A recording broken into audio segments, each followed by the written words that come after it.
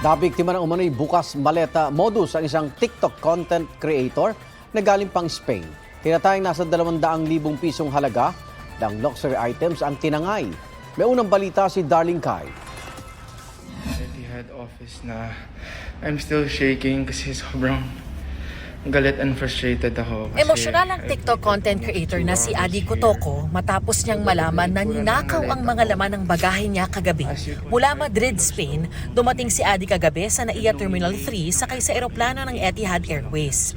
Nang makuha niya ang kanyang mga maleta, laking gulat daw niya nang makitang sira na ang lock ng isa sa mga ito at di hamak na mas magaan. Ito yung itsura ng maleta ko. As you can see, may Dior shoes ako dito for my sister. Pero pagbukas mo, walang laman. Lahat ng to kanina nakakalat yan around here.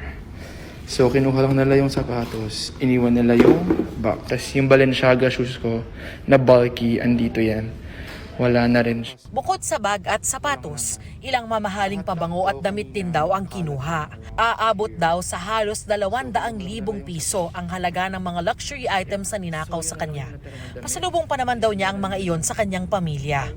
I was really traumatized kasi for the first time in 23 years that I've been traveling, first time siya nangyari sa akin. What if this happens to our fellow Filipinos na talagang pinaghirapan nila yung perang yun, binili nila for their loved ones, and bigla na lang ninakaw ng ibang tao.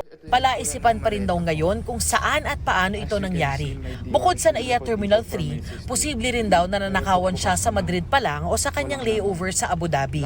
Sa ngayon, inireport na niya ang insidente sa pamunuan ng NAIA at Etihad Airways. Sa isang mensaheng ipinadala sa GMA News, sinabi ng Etihad Airways na ipagbigay alam na sa kanila ang insidente. Iniimbestigahan na raw nila ito. Ayon naman sa Public Information Office ng Manila International Airport Authority o MIAA, nakatakda na silang maglabas ng statement ukol dito. Yan ang unang balita sa NAIA. Darlene Kai, buong puso para sa Pilipino.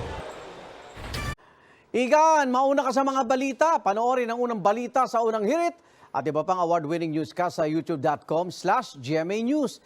I-click lang ang subscribe button. At sa mga kapuso abroad, maaari kaming masubaybayan sa GMA Pinoy TV at www.gmanews.tv.